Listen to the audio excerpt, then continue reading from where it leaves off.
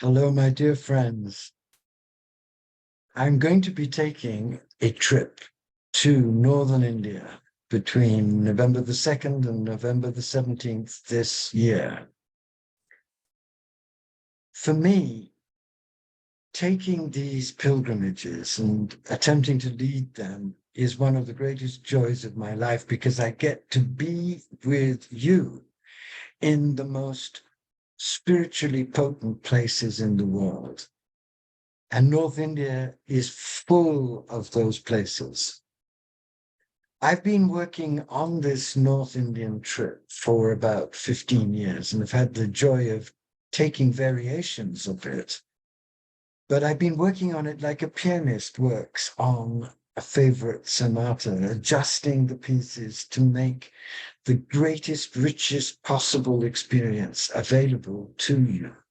And I feel deeply that now, at 70, after doing this many times, the pilgrimage that I'm offering is really the deepest and the most resplendent that you could possibly have, and will give you a very comprehensive vision of the divine and a very comprehensive vision of what the splendors of North India have to offer.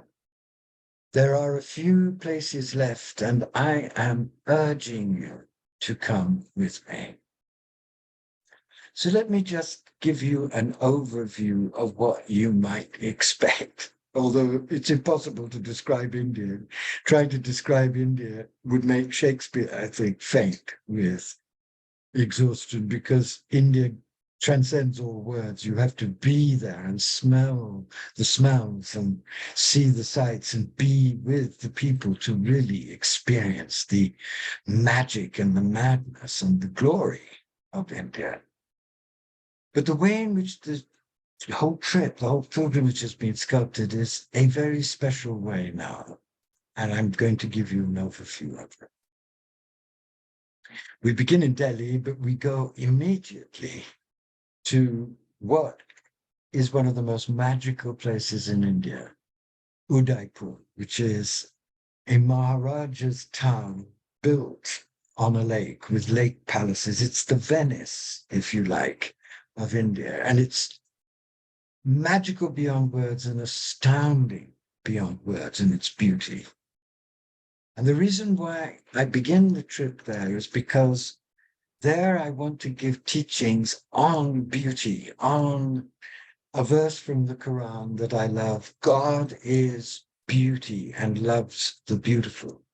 I was born in India, and when I think of the many gifts India gave me, and I spent my childhood there, I think the greatest gift that it gave me was the gift of knowing God as beauty and training my inner senses to revel in that beauty and to appreciate the divine shining through that beauty. So we begin the trip in the most extravagant, resplendent, beautiful way possible so that you can open as deeply and richly as possible to the beauty that's always trying to reach all of us, to teach us the essence of the divine. And then we go to Pushkar. Pushkar is a place that has been sacred for millennia, a place of pilgrimage. And we go into the desert, into a beautiful hotel in the desert, from which we can go into Pushkar and again drink deep of the sacred passion for pilgrimage that has motivated India for so long. Then we go to Agra, because tuned by Udaipur and Pushkar, we're ready for the great revelation of divine beauty that is the Taj Mahal.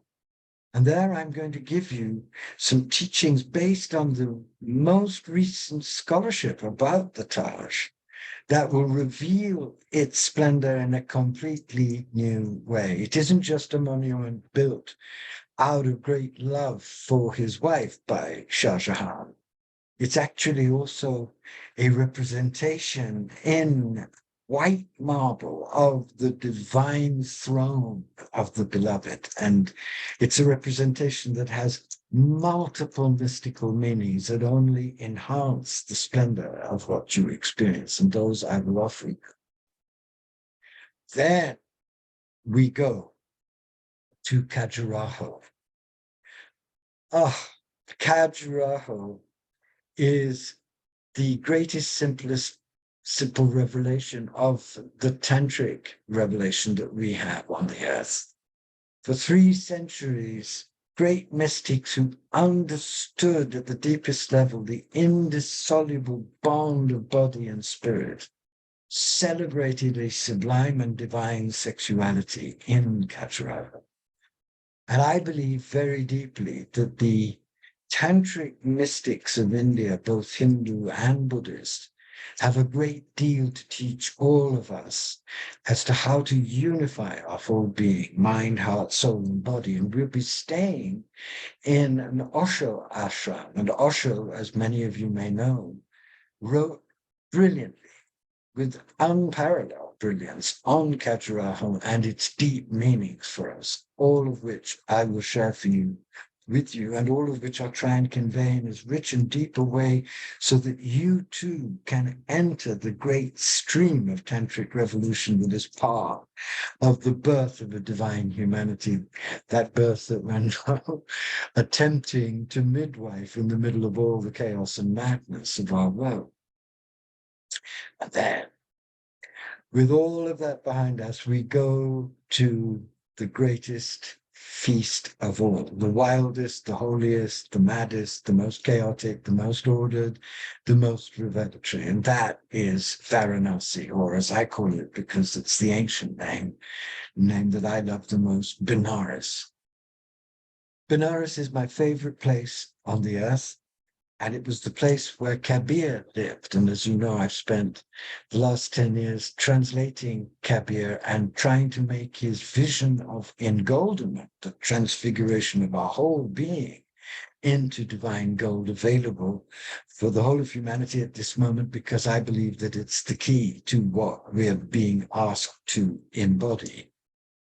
And there in Benares, I will share deeply about my journey into Kabir, and wander with you around the streets where he wandered, and also share the poetry of another being that I love, a man called Lewis Thompson, who died of sunstroke in Kabir in his 40s, in the late 1940s, leaving behind some of the greatest mystical poetry in English. I've had a very long and deep relationship with his poetry and his writings, because with Richard Lanoy, who edited them, I was able to get the poetry published 20 years ago.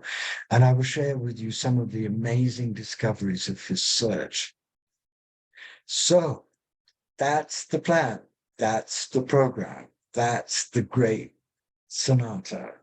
And I hope, oh, my friends, that you will give yourself at this moment of the world's history, supreme present, of a pilgrimage to North India that will open all of your senses, inspire your mind, fantastically expand your heart, and also give you essential practices and secrets as to how to bring the divine down into your body so as to engolden and transform your whole being.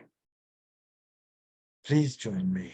It would be a great privilege and honor to take you on this pilgrimage into the depths of yourself and your own astounding possibilities in North India that has for so long been a center of extravagant and potent illumination for so many seekers.